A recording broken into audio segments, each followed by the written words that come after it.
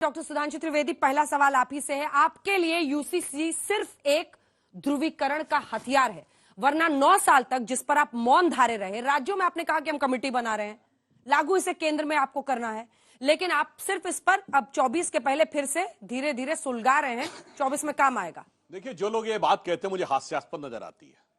Common civil code का मुद्दा 1980 में भारतीय जनता पार्टी के जन्म से लेकर 1951 में जनसंघ के जन्म से लेकर आज तक सदैव हमारे मुद्दों में है। और मैं चुनौती से कहता हूं, बीजेपी का एक घोषणा पत्र दिखाइए जिसमें यह हमारे भारतीय जनता पार्टी के घोषणा पत्र में ना हो, जब कभी यह शायद सपने में भी गुमान नहीं था कि हमारी केंद्र में सरकार बनेगी।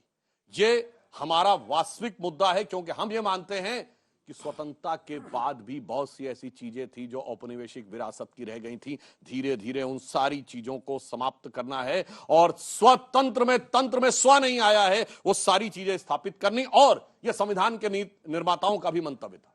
संविधान के नीति निर्देशक तत्वों में, directive principles of the constitution में यह है कि एक समान नागरिक संहिता होनी चाहिए। एक नहीं, कम से कम 3 बार सर्वोच्च न्यायालय बोल चुका है। और मुझे तो इन लोगों की बुद्धि पे तरस आता है, जिसमें समान नागरिक संहिता की बात है उसमें उनको कैसे सांप्रदायिकरण नजर आ जाता है। ये तो समानता की बात। हां, मगर क्यों सांप्रदायिकरण नजर आता है मैं ये भी कहता हूं। इस देश में एक राज्य में तो लागू है, वो क्या है? गोवा हाईली क्रिश्चियन डोमिनेटेड राज्य है। क्रिश्चियंस को तो समस्या नहीं है, सिखों को समस्या नहीं है, जैन्स को समस्या नहीं है, बौद्धों को समस्या नहीं है, यहूदियों को, पारसियों को, किसी को समस्या नहीं है। एक को समस्या है। किसको?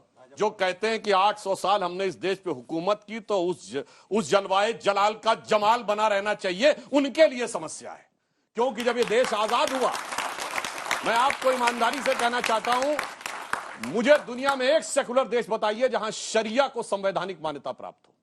सिर्फ मुस्लिम देशों में होता है। एक दुनिया में सेकुलर देश बताइए जहां शाहबानो केस की याद दिलाता हूं कि शरिया और कोर्ट दोनों में मतभेद हो जाए तो संसद संविधान में परिवर्तन करके सर्वोच्च न्यायालय को रौंद कर शरिया को सर्वोच्च न्यायालय से ऊपर कर दे। इसलिए मैं पहले भी कह चुका हूं, यह देश स्वतंत्रता के बाद अटल जी का 6 साल का दौर छोड़ दें तो बाय एंड लार्ज सेकुलर देश नहीं था, आंशिक मुस्लिम देश था। अब हम उसे वास्तविक सेकुलर कर रहे हैं। इस बात का पेट में दर्द कुछ लोगों। शाहबानो केस में यह कांग्रेस पार्टी ने किया, संसद से परिवर्तित कर दिया, जबकि नारी की बात थी तब।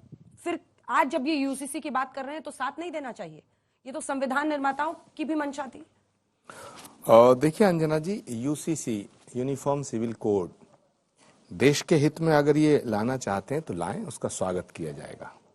लेकिन ये देश के हित में नहीं लाना चाहते हैं, ये पार्टी के हित में लाना चाहते हैं। और ये इस देश के हिंदू और मुसलमानों को अलग अलग करके ये दर्शाना चाहते हैं कि देखिए विपक्ष जो है यूसीसी का विरोध कर रहा है, विपक्ष जो है यूसीसी के साथ नहीं है। मैं इनसे पूछना चाहता हूं, पहली बात तो ये सूतना कपास जुलाई से लट्ठम लट्ठा, तो ये अभी लाए थोड़े ही हैं। जब लाएंगे उसका मसौदा तैयार होगा, पार्लियामेंट में लाएंगे। नहीं, मुझे नहीं डर लग रहा है, मैं आ रहा हूं। जरा सी आहटें होती हैं तो दिल कहता कहीं ये वो तो नहीं।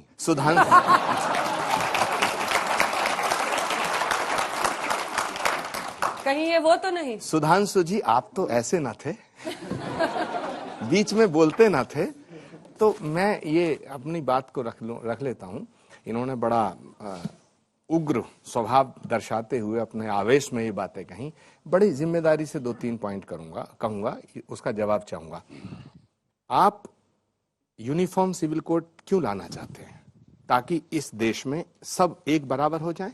अंजना जी, अगर आप इस नियत से लाना चाहते हैं, हम आपका स्वागत कर रहे हैं। लेकिन मुझे आप बताइए कि जो जातियों के नाम पर आरक्षण है, कोई अगड़ा बना हुआ देश में, कोई पिछड़ा बना हुआ है, कोई दलित बना हुआ है, कोई महादलित बना हुआ, कोई ब्राह्मण बना हुआ, कोई ऊंचा बना हुआ, कोई नीचा बना हुआ, इस पर जरा अपनी राय दीजिएगा, इसका क्या करेंगे? दूसरा, इस देश के अंदर कई ऐसे राज्य हैं जहां मुस्लिम को छोड़ दीजिएगा आप, वहां पर शादियों का, विवाह संस्कारों का अलग एक तौर तरीका है और प्रॉपर्टी का विभाजन का अलग तौर तरीका है। उस पर आप क्या करेंगे? 2 पॉइंट मेरे इतने इंपॉर्टेंट हैं कि इस आरक्षण का क्या करेंगे। अगर एक निशान, एक संविधान, एक विधान, एक देश, सब एक बराबर है, हम स्वागत कर रहे हैं। लेकिन फिर बताइए आरक्षण पे क्या राय आप रखेंगे? तीसरा पॉइंट इंपॉर्टेंट ये है कि अगर आप ये कहते हैं कि साहब यूसीसी का विरोध विपक्ष कर रहा है, अरे भाई अभी तो यूसीसी का मसौदा तैयार नहीं हुआ, आपने कैसे कह दिया विपक्ष विरोध कर रहा है?